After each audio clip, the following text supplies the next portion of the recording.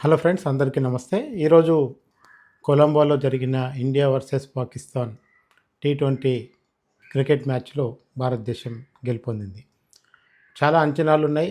India గెలవడానికి chances ఉన్నాయని మొదటి నుంచి కూడా అనుకున్నారు. కానీ మొదటి ఓవర్‌లోనే ఇండియా మొదటి వికెట్ కోల్పోయినప్పుడు కొంచెం భారతీయులందరూ కూడా కంగారు పడ్డారు. కానీ ఆ తర్వాత ఇషాన్ ఆడిన ఆట ద్వారా 175 పరుగులు చేసిన ఇండియా ఆ తర్వాత 61 పరుగుల తేడాతో పాకిస్తాన్ మీద గెలిచింది. సో, ఇప్పటివరకు వరల్డ్ కప్‌లో గానీ, ఇతర మ్యాచుల్లో గానీ, T20లో గానీ, ఇండియా, పాకిస్తాన్ మధ్యలో 17 మ్యాచ్‌లు జరిగితే 16 మ్యాచ్‌ల్లో భారతదేశమే గెలిచింది. ఒక్క మ్యాచ్‌లో మాత్రమే పాకిస్తాన్ గెలిచింది. సో, జనరల్‌గా మిగతా క్రికెట్ అంతా ఒకవైపు, ఇండియా, పాకిస్తాన్ మ్యాచ్ ఒకవైపు అన్నట్లుగానే ఎప్పుడు కూడా క్రికెట్ మ్యాచ్‌లొచ్చినప్పుడు అందరూ దీని వైపు చూస్తారు. ఇండియా బ్యాటింగ్ చేస్తున్నప్పుడు హాట్‌స్టార్‌లో 19 లక్షల మంది ఈ మ్యాచ్‌ని చూస్తే కరెక్ట్‌గా ఫైనల్ ఓవర్ ముగిసేసరికి హాట్‌స్టార్‌లో అదే పాకిస్తాన్ బ్యాటింగ్‌ని 45 ఇందాక నేను 19 లక్షల మంది అని చెప్పాను. 19,90,00,000 మంది ఇండియా బ్యాటింగ్‌ని చూస్తే పాకిస్తాన్ బ్యాటింగ్‌ని లాస్ట్ ఓవర్‌ని మాత్రం 45 కోట్ల మంది వీక్షించారు హాట్‌స్టార్‌లో. అంటే మీకు చూడొచ్చు ఆ వేరియేషన్. ఫస్ట్ బ్యాటింగ్‌కి, సెకండ్ బ్యాటింగ్‌కి ఒక 1 అవర్ తేడాలోనే దాదాపు రెట్టింపు ప్రేక్షకులు ప్రపంచవ్యాప్తంగా ఓన్లీ హాట్‌స్టార్‌లోనే 45 కోట్ల మంది వరకు చూశారు. మిగతా ప్లాట్‌ఫామ్స్‌లో కూడా కొన్ని లక్షల మందో, కోట్ల మందో చూసుండవచ్చు. సో, అయితే ఇక్కడ ఇంకొక గమనించాల్సిన అంశం ఏందంటే, ఈరోజు టాస్ వేసినప్పుడు కూడా అటు సూర్యకుమార్ యాదవ్ ఇండియన్ కెప్టెన్ గానీ, అటు పాకిస్తాన్ కెప్టెన్ గానీ మళ్ళీ షేక్ హ్యాండ్ ఇచ్చుకోలేదు. ఒకరికొకరికి ఐ కాంటాక్ట్ కూడా రాలేదు. దీన్నే ఇప్పుడు మీడియాలో చాలా పెద్ద ఎత్తున కూడా సెర్చింగ్‌లో ఎక్కువ మంది వెతుకుతున్నారు. ఎక్కువ మంది చూస్తున్నారు కూడా. ఎందుకంటే పహల్గామ్ ఇన్సిడెంట్ జరిగిన తర్వాత ఎప్పుడైతే ఆసియా కప్ జరిగిందో 2025లో అప్పుడు ఇండియా పాకిస్తాన్ మీద గెలిచినప్పుడు కూడా అక్కడ ఉండే వాళ్ళకి షేక్ హ్యాండ్ ఇవ్వడానికి కెప్టెన్ సూర్యకుమార్ ఇష్టపడలేదు.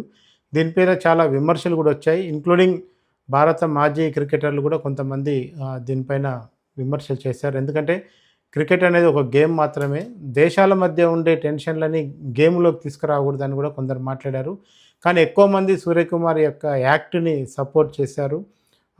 పాకిస్తాన్‌కి షేక్ హ్యాండ్ ఇవ్వకపోవడమే కరెక్ట్ అన్న వాదనలు కూడా మనకు కనిపించాయి. కానీ జనరల్ సెన్స్‌లో చూసినప్పుడు ఇదొక గేమ్ గదా!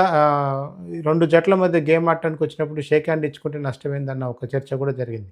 సో, ఈరోజు కూడా ఏం జరిగింది, కొలంబోలో మళ్ళీ టాస్ వేసేటప్పుడు జనరల్‌గా ఒకరు ఓడిపోతారు, ఒకరు టాస్ గెలుస్తారు. అలా జరిగినప్పుడు ఇద్దరు కెప్టెన్లు షేక్ హ్యాండ్ ఇచ్చుకొని తర్వాత మీడియాతో మాట్లాడటం అనేది చాలా కామన్‌గా జరిగే అంశం. కానీ ఈరోజు కూడా వారిద్దరు కూడా కనీసం ఐ కాంటాక్ట్ కూడా ఇండియా, పాకిస్తాన్ కెప్టెన్ల మధ్య ఐ కాంటాక్ట్ కూడా జరగలేదు. దీనిపైన కూడా ఇప్పుడు చర్చ జరుగుతుంది.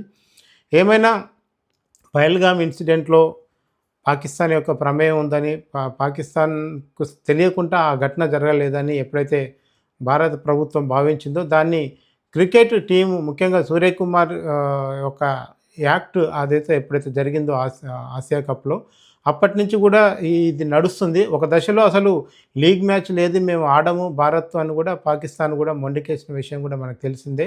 కానీ ఐసీసీ రూల్స్ ప్రకారం ఎవరెవరితో ఆడాలనేది ఐసీసీ ముందుగానే డిసైడ్ చేస్తుంది.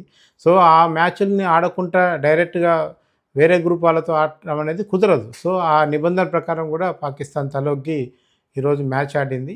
మొత్తానికి చూస్తే క్రికెట్‌లో ఒకవైపు దేశాల మధ్య ఎలాంటి టెన్షన్లున్నా, సరిహద్దులో ఎలాంటి వాతావరణం ఉన్నా, రాజకీయంగా అట్లాగే దౌత్యపరమైన ఎన్ని అంశాల్లో టెన్షన్స్ ఉన్నా, గేమును మాత్రం 2 దేశాల ప్రజలు ఎంజాయ్ చేయాలని చేస్తారని ఆశిద్దాం. Thank you friends. Thank you watching this video.